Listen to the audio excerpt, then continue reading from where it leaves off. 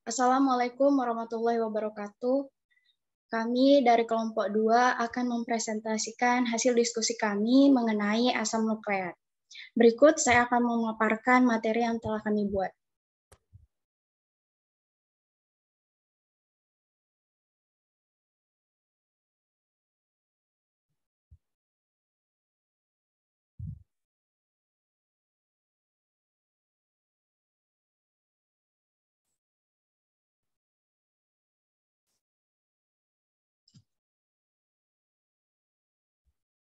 Sejarah penemuan asam nukleat. Asam nukleat ditemukan oleh ilmuwan Swiss yang mana kaya akan fosfat dari nukleosel darah putih. Ia menyebutkan bahwa pada awal 1880-an, Albert Kossel memurnikan zat tersebut dan menemukan sifatnya yang sangat asam. Kemudian ia juga mengidentifikasi nukleobasa. Ya, selanjutnya ini adalah definisi dari asam nukleat, di mana asam nukleat merupakan polimer nukleotida yang berfungsi dalam penyimpanan serta pemindahan informasi genetik. Dua tipe utama asam nukleat dalam asam deoksiribonukleat, yaitu DNA, dan asam ribonukleat, yaitu RNA. Berikut merupakan struktur penyusunan asam nukleat, di mana asam nukleat dihidrolisis menjadi nukleotida, kemudian dihidrolisis kembali dalam suasana basa menghasilkan nukleosida dan asam fosfat. Kemudian hasil tersebut dihidrolisis dalam suasana asam menghasilkan basa nitrogen dan juga gula. Nukleotida adalah senyawa organik yang terdiri dari sebuah nukleosida dan sebuah gugus fosfat. Berperan sebagai monomer yang menyusun polimer berupa asam nukleat, yaitu ada DNA dan RNA. Keduanya adalah biomolekul penting yang menyusun makhluk hidup di bumi. Yang kedua adalah nukleosida, merupakan sebutan untuk bagian dari nukleotida tanpa gugus fosfat. Yang ketiga ada asam fosfat, biasa dikenal dengan asam ortofosfat atau asam fosfat, yang memiliki rumus molekul H3PO4 dengan berat molekul 98 gram per mol dan memiliki titik didih 135 derajat Celcius. Merupakan senyawa kimia dalam bentuk cairan yang memiliki sifat tidak berwarna, tidak berbau, dan tidak menguap. Kemudian ada basa nitrogen. Basa nitrogen ini memiliki sifat-sifat kimia basa, di mana DNA sebagai tangga memutar, maka basa nitrogenlah anak tangganya. Kemudian ada gula.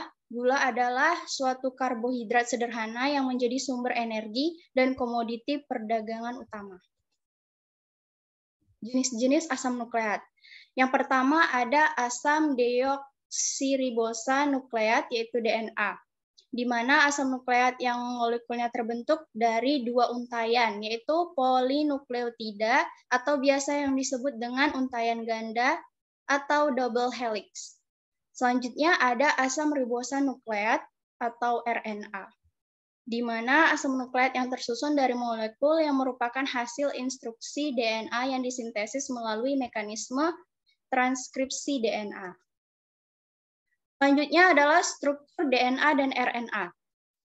Ada struktur primer, ada struktur sekunder, dan struktur tersier. Selanjutnya ada fungsi asam nukleat, di mana asam nukleat merupakan molekul raksasa yang memiliki fungsi khusus, yaitu menyimpan informasi genetik dan menurunkannya kepada keturunannya. Susunan asam nukleat yang menentukan apakah makhluk itu menjadi hewan, tumbuhan, ataupun manusia. Begitu pula susunan dalam sel, apakah sel itu menjadi sel otot ataupun menjadi sel darah.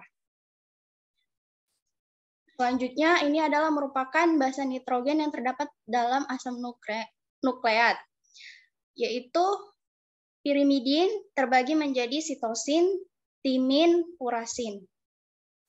Kemudian ada purin, yaitu adenin dan guanin.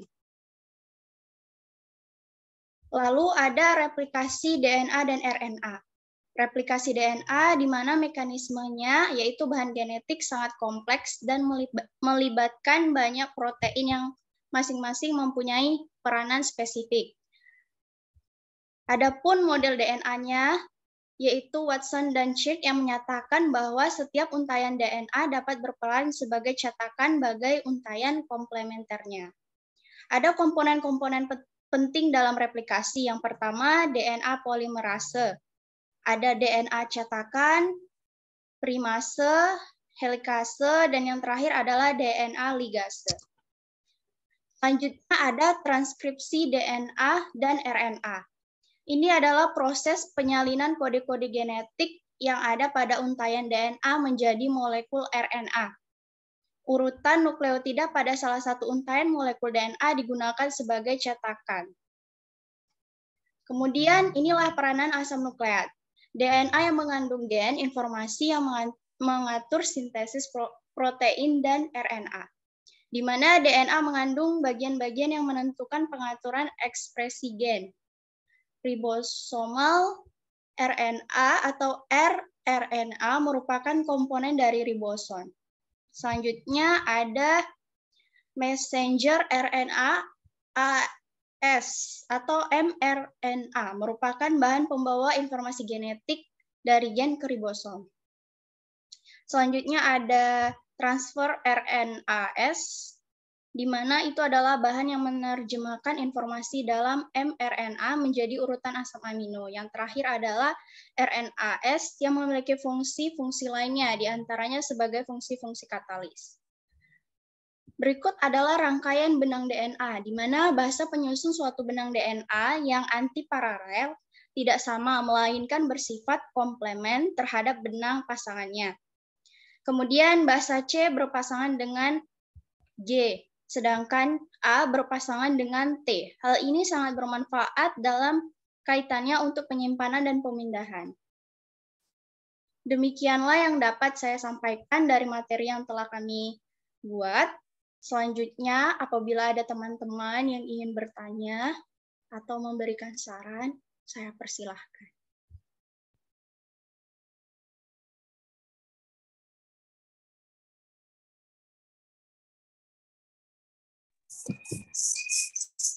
Baik, saya akan bertanya kepada Ibu dosen atau teman-teman lainnya yang bisa menjawab. Silahkan dijawab. Pertanyaan saya adalah, mengapa makhluk hidup perlu asam nukleat? Baik, terima kasih atas pertanyaannya.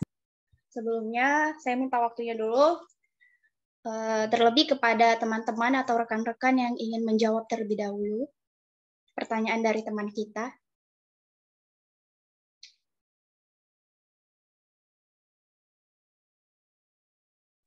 Baiklah, di sini saya Fadila ini akan mencoba menjawab pertanyaan dari Fauzi Bima Sakti. Yang mana mengapa makhluk hidup perlu asam nukleat? Untuk jawabannya, asam nukleat adalah biomolekul yang penting. Molekul ini ditemukan berlimpah di semua makhluk hidup. Mereka berfungsi untuk membuat, menyandikan, dan menyimpan informasi genetik di setiap sel hidup dari setiap bentuk kehidupan di bumi.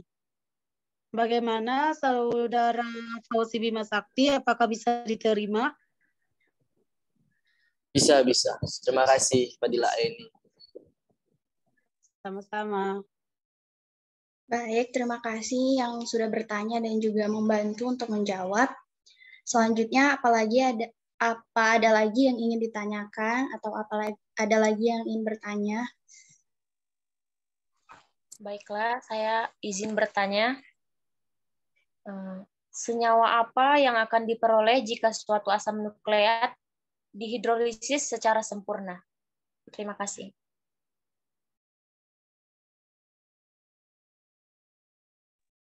Ya, terima kasih untuk pertanyaannya. Ada dari teman-teman yang ingin menjawab pertanyaan dari teman kita? Baik, saya Hadi Rahmat Setiawan ingin mencoba menjawab pertanyaan dari rekan saya, Helima Simanjunta. senyawa apa yang akan diperoleh jika suatu asam nukleat dihidrolisis secara sempurna.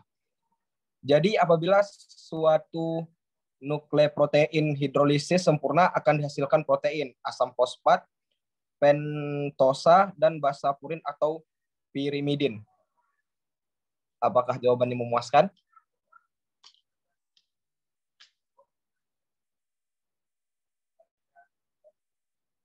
Bagaimana Elima, apakah bisa diterima jawaban yang telah diberikan? Bisa diterima. Terima kasih. Iya, baik. Baik, terima kasih. Oke, selanjutnya apalagi yang ingin ditanyakan ya teman-teman, bisa langsung bertanya aja. Saya Dias Natasha Ritonga ingin bertanya. Kan tadi di PPT ada bahasa C berpasangan dengan G, sedangkan A berpasangan dengan T. Coba jelaskan mengapa bahasa C itu berpasangan dengan G dan bahasa A dengan T.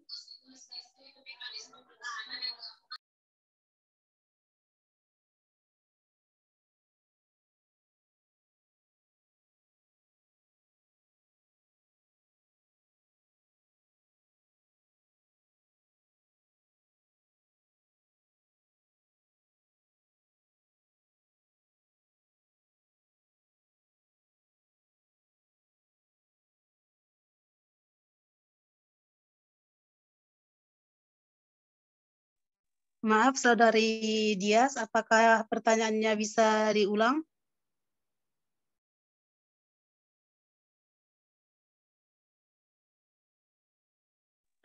Kan tadi di PPT dibuat bahasa C berpasangan dengan G, sedangkan A dengan T. Coba jelaskan mengapa bahasa C berpasangan dengan G, sedangkan A dengan T.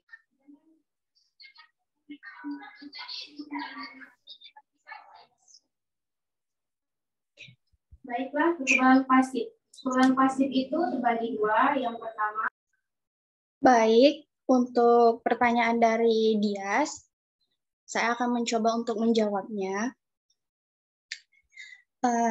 Untuk bahasa A dulu. Bahasa A dengan T itu selalu berpasangan, dan bahasa G dan C itu selalu berpasangan juga.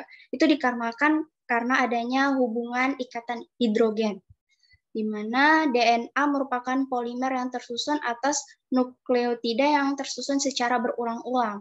Jadi, pasangan A tadi adalah T akibat ikatan hidrogen, kemudian C dengan G juga berpasangan akibat adanya ikatan hidrogen.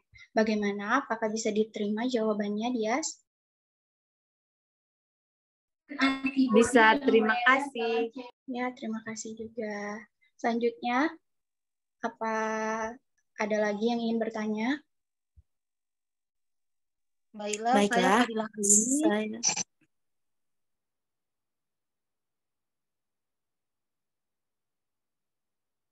Baiklah, saya Krisna Sinaga izin bertanya. Apa yang akan terjadi jika DNA tidak bereplikasi?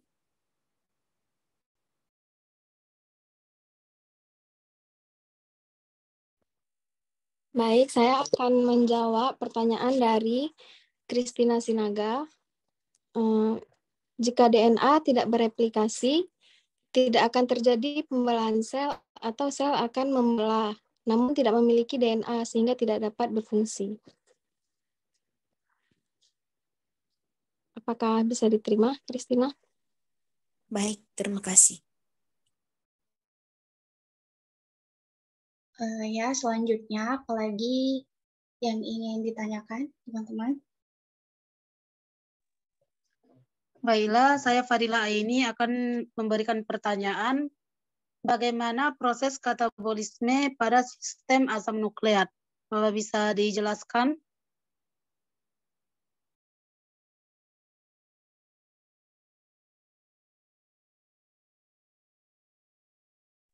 Baiklah, saya akan mencoba menjelaskan tahapan bagaimana proses katabolisme pada sistem asam nukleat. Tahapan katabolisme asam nukleat yaitu berturut-turut menjadi nukleosida, purin, pirimidin, dan asam urat. Asam-asam nukleat terdapat pada jaringan tubuh sebagai nukleoprotein. Nukleoprotein dalam pencernaan akan dipecah jadi molekul yang lebih kecil, yaitu asam nukleat dan protein. Bagaimana dengan Saudari Fadila? Apakah bisa diterima? Baik, terima kasih atas jawabannya. Terima kasih.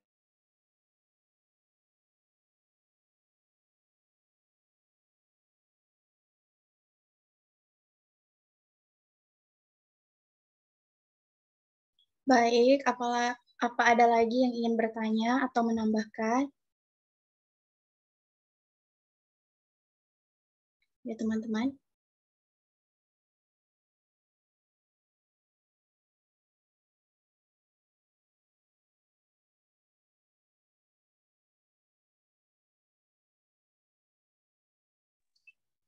Baik, saya Hadi Rahmat Setiawan ingin bertanya, bagaimanakah struktur dan fungsi asam nukleat?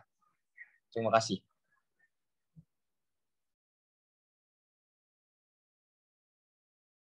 Baik, terima kasih atas pertanyaannya. Adakah dari teman-teman yang ingin mencoba untuk menjawabnya?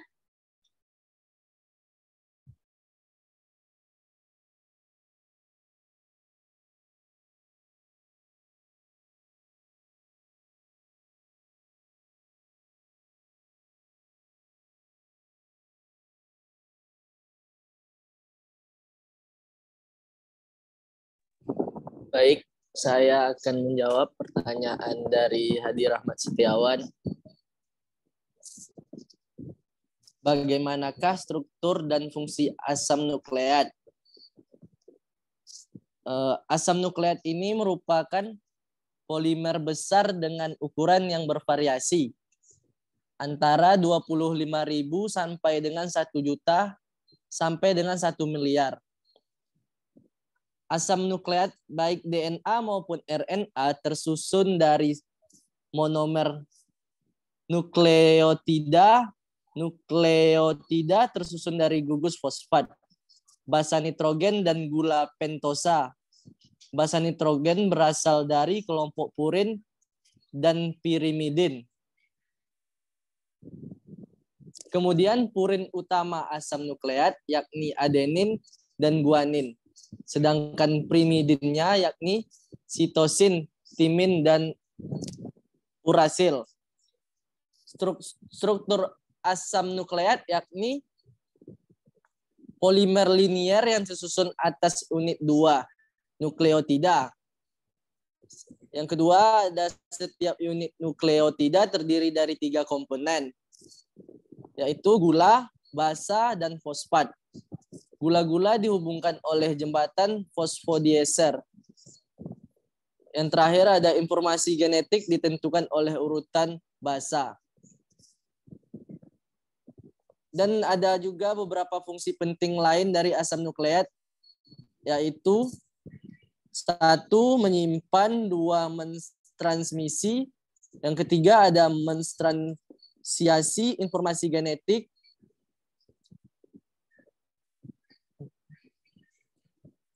yang keempat metabolisme yang keempat ada metabolisme. Sekian jawaban dari saya. Apakah bisa diterima, Hadi?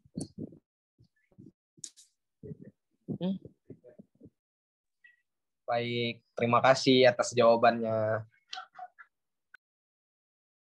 Baik, selanjutnya apakah masih ada dari teman-teman yang ingin bertanya lagi? Saya ingin bertanya, mengapa asam nukleat dapat menentukan jenis makhluk hidup, apakah menjadi manusia atau hewan? Terima kasih.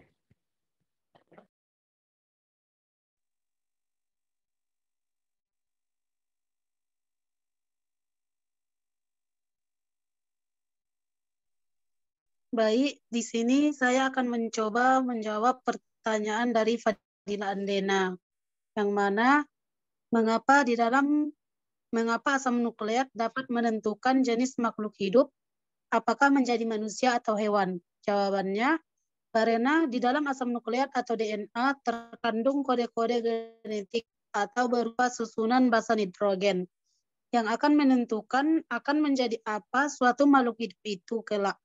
Kode-kode tersebut akan berperan dalam sintesis bahan dasar atau protein yang dibutuhkan makhluk hidup tersebut untuk dapat bertumbuh dan berkembang menjadi spesies tertentu. Bagaimana Fadila Andena, apakah dapat diterima? Baik, Aini, terima kasih jawabannya.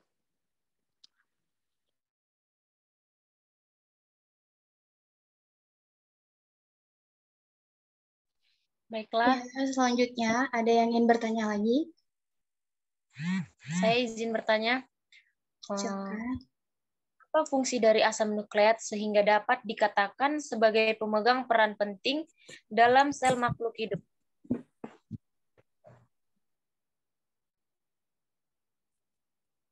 Baik, saya Christina Sinaga izin menjawab pertanyaan dari 5. Yang pertanyaannya, apa fungsi dari asam nukleat sehingga dapat dikatakan sebagai pemegang peranan penting dalam sel makhluk hidup? Jawabannya, asam nukleat merupakan molekul raksasa yang memiliki fungsi khusus, yaitu menyimpan informasi genetik dan menurunkannya kepada keturunannya.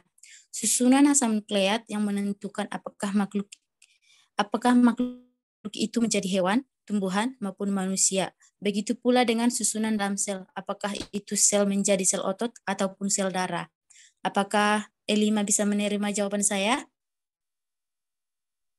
Baiklah, terima kasih.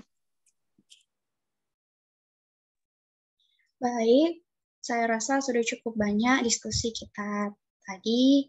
Untuk itu, terima kasih kepada teman-teman yang sudah bertanya dan juga menjawab. Maka dengan ini pula berakhir presentasi dari kelompok 2. Terima kasih atas perhatiannya. Maaf apabila ada kekurangan dari materi yang kami presentasikan. Demikianlah yang dapat saya sampaikan. Terima kasih. Assalamualaikum warahmatullahi wabarakatuh. Waalaikumsalam warahmatullahi wabarakatuh.